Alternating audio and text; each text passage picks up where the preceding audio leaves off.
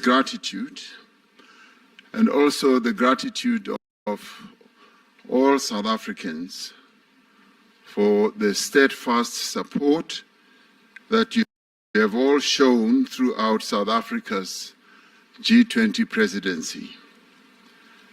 Your commitment has been vital in reaffirming the G20 as the premier forum for international economic cooperation, and also ensuring that it continues to drive progress on our most important challenges. We have met this year, in fact the entire year. Meetings have taken place in our own country and elsewhere in the world, including at the United Nations, supporting the presidency of South Africa of the G20. And we've met in the face of significant challenges and demonstrated our ability to come together, even in the times of great difficulty, to pursue a better world. South Africa's presidency marks the first time, as we have said, that the G20 has been hosted and held on African soil. We are truly honored and humbled by that, not only as South Africans, but as Africans as a whole.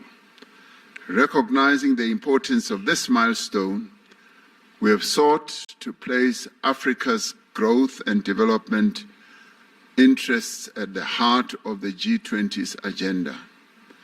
The greatest opportunity for prosperity in the 21st century lies in Africa. Harnessing that opportunity will require a rather strong partnership between Africa and the G20, and indeed between Africa and the rest of the world. Recognizing our interconnectedness as a global community of nations, we have called for an end to conflicts and wars around the globe, and for a just and comprehensive and lasting peace. This summit has taken place at a crucial time as calls around the world grow louder for progress on the imperatives of our time: to end poverty in all its forms and ramifications, to reduce inequality within and amongst countries, and to take urgent action to combat climate change. This year, we have recognized the growing debt burden that is faced by many developing economy countries as a major obstacle to achieving the Sustainable Development Goals of the United Nations. The G20 has pledged to extend support to low and middle income countries as they confront debt vulnerabilities. Together, we must create a virtuous cycle of reduced debt, higher public investment, and more rapid and inclusive economic growth. When we become more successful, all of us, then the whole world becomes successful. When we began our presidency, we pledged to mobilize the G20 to strengthen disaster resilience and response. Climate-induced natural disasters spare no country. Disasters know no borders. But their toll is heaviest on those without the means to recover and to rebuild. We therefore called on G20 leaders to urge the global community to scale up post-disaster reconstruction.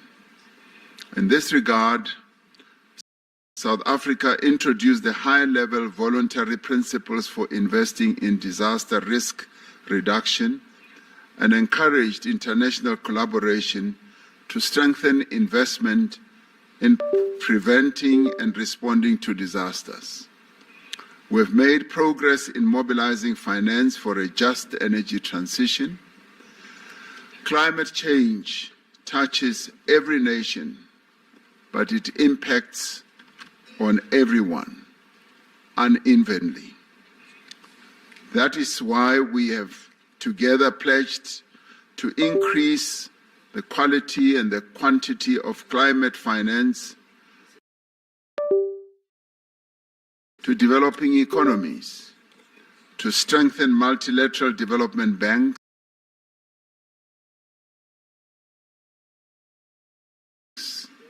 to support country platforms like the Just Energy Transition Partnership, and to unlock private capital. We reaffirmed our dedication to energy security, affordability and universal access, and the importance of supporting developing economies in their transition to low carbon emissions.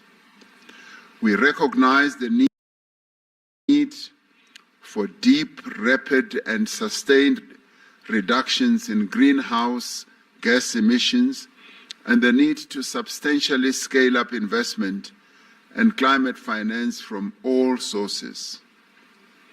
During this summit, we reaffirmed our support for the G20 Critical Minerals Framework, a cooperative blueprint to ensure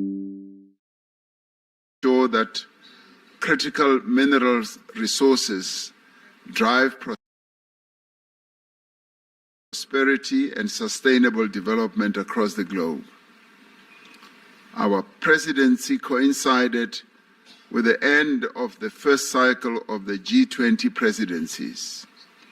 Following the mandate given to our presidency at the 2024 Rio de Janeiro summit, we undertook the G20 at 20 review, drawing on the diverse perspectives of participating members and guest countries as well. It is our hope that the recommendations of the review will serve as a helpful guide for the G20 to ensure that it remains fit for purpose in an ever-changing world. In fact, the indicative report already says that the G20's existence should continue as it serves a good purpose in giving guidance to the economic well-being of the world. At the heart of our presidency lies a conviction that the G20 must act boldly and act together to create an environment of inclusive growth, an environment of reduced inequality, an environment which will support sustainable development. South Africa has used this presidency to place the priorities of Africa and the Global South firmly at the heart of the G20 agenda. Building on the developmental agenda of previous presidencies in Indonesia, in India, and Brazil, we have prioritized the issues that matter most to developing economies. And in executing our task as the G20 president, we learned a lot from what Indonesia did, what India did, and what Brazil did. So in many ways, what we see having unfolded here was based on the foundations that those three countries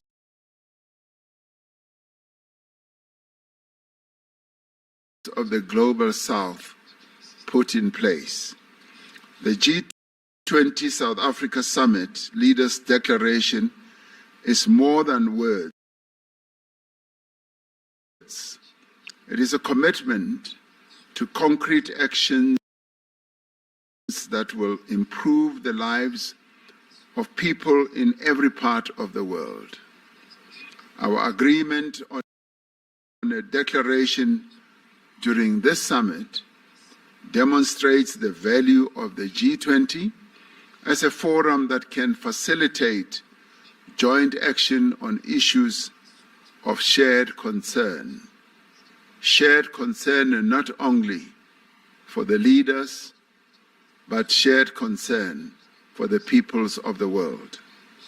More than that, it reaffirms our renewed commitment to multilateral cooperation and our recognition that our shared goals outweigh our differences.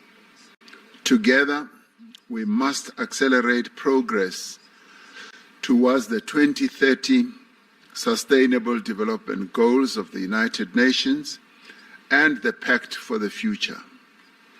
We have laid the foundation of solidarity.